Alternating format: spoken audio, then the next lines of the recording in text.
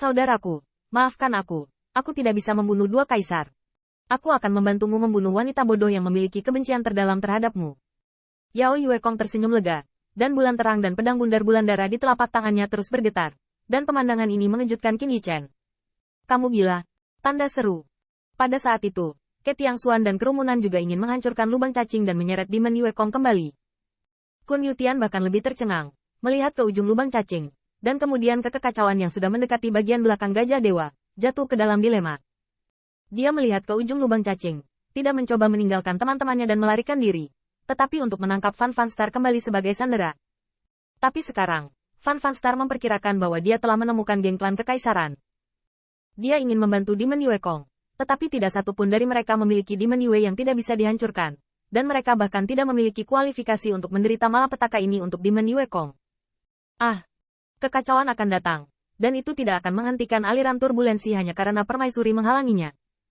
Kekacauan menodai pakaian kaisar, menyebabkan dia berteriak dan menusuk telinganya, tetapi itu juga membuatnya marah kepada ekstrim, dan tiba-tiba iblis Yuekong menyeret ke dalam pergolakan ruang dan waktu. Pada saat yang sama, Fan Fan Star di ujung lubang cacing melihat pemandangan ini, pertama dalam kesedihan dan kemarahan, dan kemudian dengan kekerasan yang hebat. Membunuh mereka. Tanda seru. Seolah-olah dia telah memanggil kembali sekelompok kaisar kuat yang bersembunyi di luar bidang bintang untuk menyaksikan kegembiraan dan menunggu hasilnya. Untuk sesaat, kekuatan besar memandangi langit bulan iblis yang terseret ke dalam aliran waktu dan ruang yang bergolak, dan kemudian di Qin Yichen yang tersesat dalam kebingungan, berubah dari ketakutan menjadi kegilaan, tidak butuh waktu lama. Membunuh. Yang Mulia Wansing, saya menggunakan alat bihai Emperor ini dengan sangat lancar, ini milik saya. Bunuh anti pencuri ini. Klan kekaisaran dari semua pihak sangat jelas tentang prinsip perjuangan kekaisaran ini. Siapapun yang menang, siapa yang akan mereka bantu. Adegan ini membuat Yao Yuekong tiba-tiba tergerak. Ia terseret ke dalam pergolakan ruang dan waktu dengan enggan.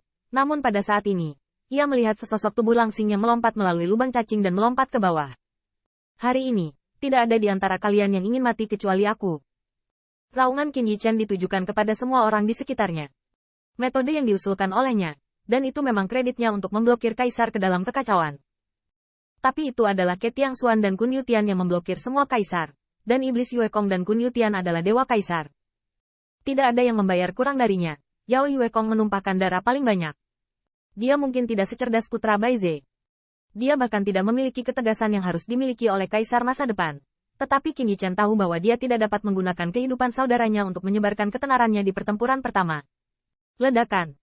Pada saat itu, Qin Yichen meraih pakaian Yao Yuekong, dan yang terakhir berada dalam pergolakan ruang dan waktu saat ini, dan dia tidak bisa berurusan dengan kaisar. Kengerian pergolakan ruang dan waktu tidak diragukan lagi terlihat pada saat ini. Itu benar-benar seperti badai yang dahsyat, seperti pedang dan cahaya yang tak terhitung jumlahnya, menghancurkannya menjadi bubuk. Ini adalah penolakan dari ruang dan waktu. Waktu dan ruang adalah alam semesta, dan perjalanan acak melalui ruang dan waktu untuk memata-matai masa depan dan masa lalu adalah pelanggaran terhadap alam semesta. Harus menderita reaksi keras dari Huan Yu. Dalam sekejap, Qin Yichen mengungkapkan bekas luka yang tak terhitung jumlahnya yang tampak seperti pisau memotong tubuhnya, dan Jintu aslinya jatuh ke celah sekali lagi. Qin Yichen sangat mendesak gawai ruang dan waktu, tetapi dia juga meremehkan kengerian turbulensi ruang dan waktu. Dia berlatih Haoi Universe Judgment, dan cara ruang dan waktu sangat bagus. Tetapi dalam aliran waktu dan ruang yang bergolak, dia seperti perahu kayu kecil. Cara ruang dan waktunya seperti mendayung. Biarkan dia mencoba menstabilkan arahnya. Tetapi di depan badai yang dahsyat ini, cara ruang dan waktunya, tidak peduli seberapa keras dia mendayung, dia tidak dapat menandingi hembusan angin dan hujan. Kaisar Sensiang tidak jauh lebih baik, bahkan reaksinya terhadap turbulensi ruang dan waktu tidak sebaik Qin Yichen. Jika dikatakan bahwa Qin Yichen mendayung dengan putus asa, Kaisar Sensiang mendayung tanpa pandang bulu. Tidak peduli jerami apa yang bisa dia tangkap. Tapi masalahnya adalah Qin Yichen di Dahua Realm hanyalah sebuah perahu kayu kecil. Tidak peduli bagaimana Kaisar Sensiang mendayung tanpa pandang bulu. Itu juga sebuah kapal raksasa. Badai tampaknya mampu menjungkir balikkan kapal raksasa tersebut. Namun harus mampu menelan kapal kayu kecil tersebut terlebih dahulu. Kamu. Tanda seru. Yao Yuekong berada dalam ruang dan waktu yang bergolak ini, dan lukanya meledak setiap inci. Itu langsung terkoyak oleh ruang dan waktu. Dia awalnya ingin melawan kaisar. Bahkan dalam ruang dan waktu yang bergolak, dia harus membawa Lord Fan Yue ke kepala. Dipotong.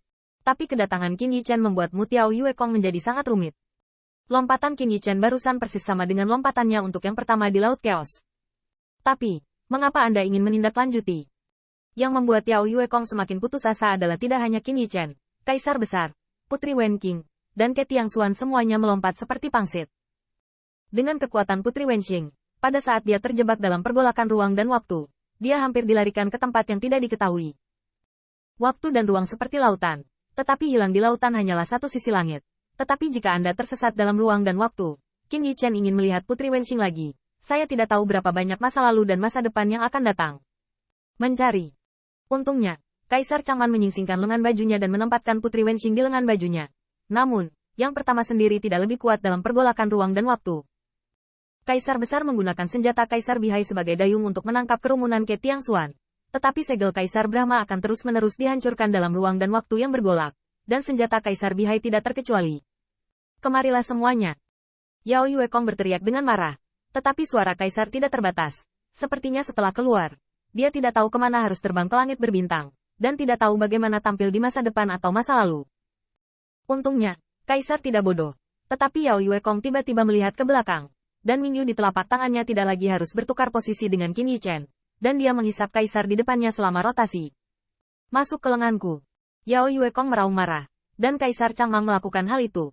Detik berikutnya, mantan mengambil artefak Kaisar Bihai dan melemparkannya langsung ke Qin Yichen. Tapi turbulensi yang menakutkan dalam ruang dan waktu ini menyebabkan artefak Kaisar Bihai lewat langsung oleh Qin Yichen. Wajah Qin Yichen penuh dengan kengerian. Anda harus tahu bahwa pada jarak sedekat itu, baik dia maupun Yao Yuekong tidak cacat. Terlebih lagi, ini bukan karena dia ketinggalan tangkapan. Dengan belenggu antara dia dan senjata Kaisar Bihai, cukup untuk berpikir bahwa prajurit Kaisar akan jatuh ke telapak tangannya. Ini adalah kerusakan dari turbulensi ruang dan waktu, dan belenggu ke artefak kekaisaran Bihai dipatahkan. Tidak baik. Sambil menggertakkan giginya, Yao Yuekong tiba-tiba menjelajahi telapak tangannya, mencekik senjata Kaisar Bihai. Tetapi permaisuri mengambil kesempatan itu untuk mematahkan salah satu tulang Kaisar. Apa?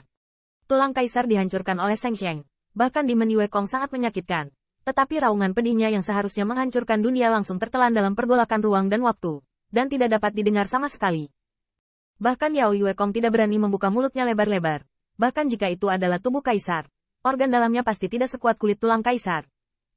Kaisar Sensiang juga mengambil kesempatan untuk menghapus pedang bundar bulan darah yang mencekik leher permaisuri.